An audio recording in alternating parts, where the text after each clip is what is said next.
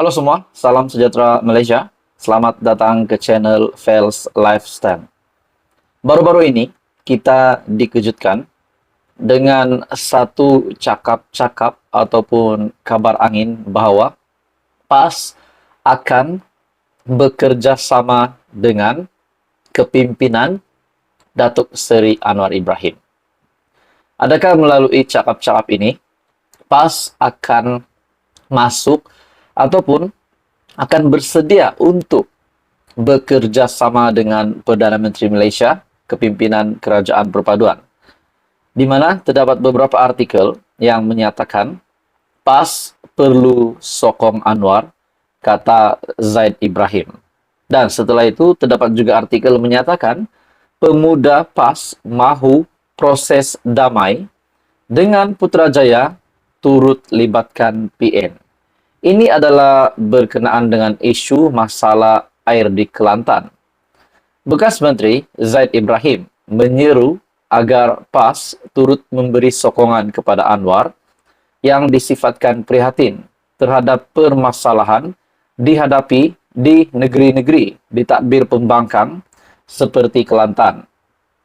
Mengulas kenyataan Anwar yang menyatakan kesediaannya untuk bekerja sama menyelesaikan masalah bekalan air di Kelantan, katanya, pelawaan itu untuk bekerja sama itu bermaksud PAS perlu memberi sokongan kepada Perdana Menteri. Bila kita lihat bagaimana Perdana Menteri mahu membantu isu tentang masalah bekalan air di Kelantan di negeri yang ditadbir oleh pembangkang, sekiranya PAS tidak memberikan kerjasama. Saya menyambut baik begitu gembira dengan kenyataan Anwar. Ini yang saya tunggu-tunggu. Inilah sebabnya saya gembira dengan kenyataan Anwar. Saya sokong 100%, saya harap PAS pun sokonglah. Perdana Menteri sebut kita kena kerjasama. Kalau nak suruh pusat tolong Kelantan, Kelantan kena kerjasamalah. Apa maksud beliau? Kerjasama itu maksudnya PAS kena pandai politik. Dalam parlimen, kena sokong Anwar sebagai Perdana Menteri. Tak usahlah buat kacau, kata tak tolong Melayulah itu ini. Di parlimen sokong Perdana Menteri. Perdana Menteri sokong kamu di Kelantan. Kamu tolong saya tolong kamu, katanya. Nah, jadi persoalannya saudara-saudara, kepimpinan tertinggi PAS, ataupun saya direct to the point, yaitu Hadi Awang. Adakah beliau setuju dengan kerjasama di antara PAS di Kelantan dan juga kepimpinan Perdana Menteri dengan alasan ataupun atas sebab pada masa akan datang PAS juga kena sokong Perdana Menteri, menyokong Anwar Ibrahim sebagai Perdana Menteri.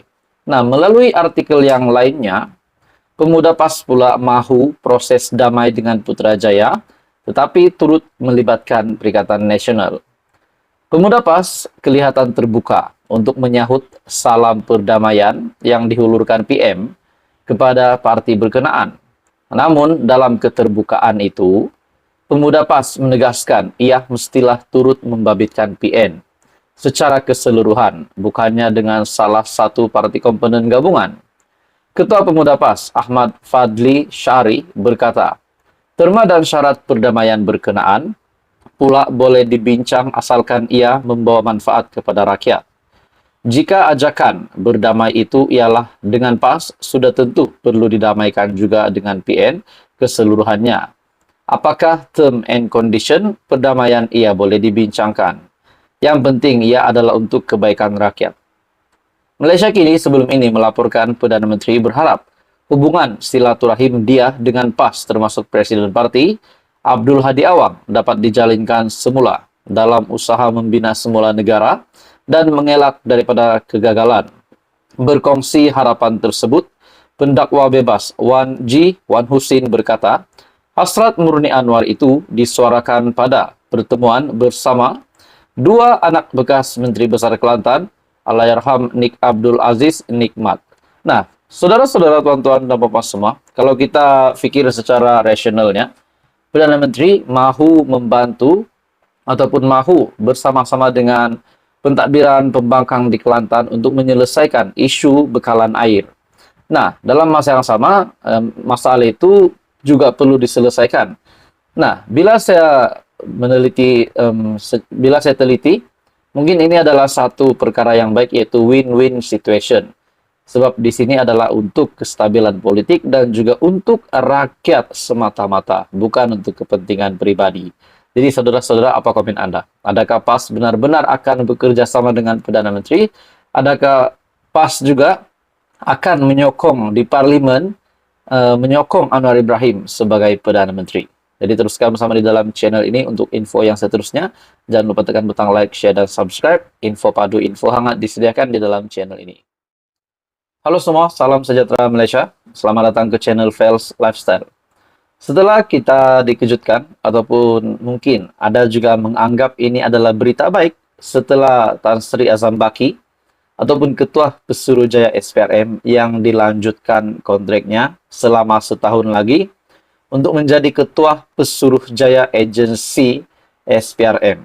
Nah, saudara-saudara, tuan-tuan dan puan-puan, ramai juga yang bertanya kenapa beliau dilanjutkan kontraknya.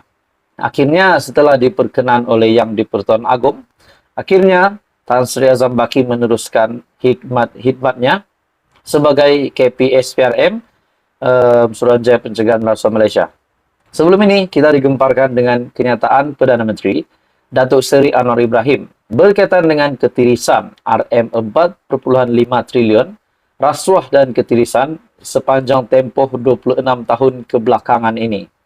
Nah, saudara-saudara, setelah pendedahan ini dibuat oleh Datuk Seri Anwar Ibrahim, sudah pasti ramai yang mengambil respon positif bahwa untuk menyiasat perkara ini, keputusan yang diambil oleh Datuk Seri Anwar Ibrahim adalah keputusan yang terbaik. Nah, pada hari ini pula tiba-tiba ada pendedahan yang mengejutkan Anwar Ibrahim kepada Azam Baki, di mana kata PM, khidmat memuaskan, punca kontrak Azam Baki disambung. Nah, pada akhirnya, Datuk Seri Anwar Ibrahim membuka cerita kenapa Azam Baki dilanjutkan kontraknya. Pelantikan semula Tan Sri Azam Baki sebagai Ketua Pesuruhjaya SPRM kerana khidmatnya yang memuaskan, kata Datuk Seri Anwar Ibrahim. Perdana Menteri berkata, walaupun mula dilantik meneraju Suruhanjaya itu ketika pentadbiran Tan Sri Muhyiddin Yassin, Azam menjalankan tugas dan mengambil tindakan tanpa memilih puak atau parti. Dia dilantik oleh Perdana Menteri masa Pagoh ataupun Muhyiddin.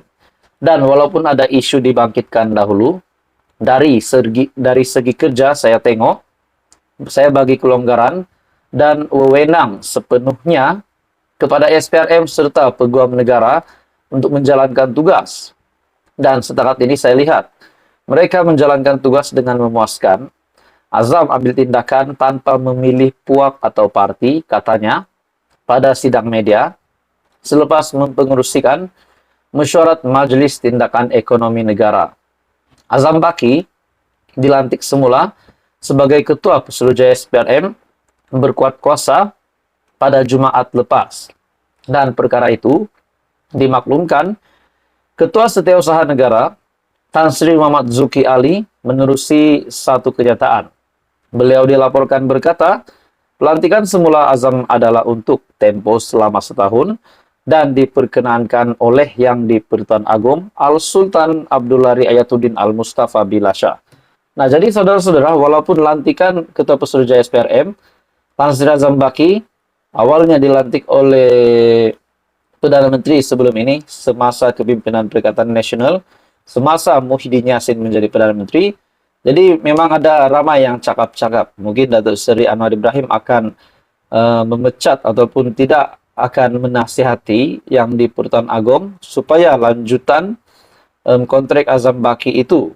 Namun pada akhirnya pengurus CPH ataupun Presiden PKR ataupun Perdana Menteri akhirnya mengambil keputusan untuk meneruskan khidmat Azam Baki sebagai Ketua Pesuruhjaya SPRM. Saya pasti ini mengejutkan Muhyiddin Yassin yang melantik Azam Baki pada mulanya. Jadi saudara-saudara, apa komen Anda? Teruskan bersama di dalam channel ini untuk info yang seterusnya. Info padu, info hangat disediakan di dalam channel ini.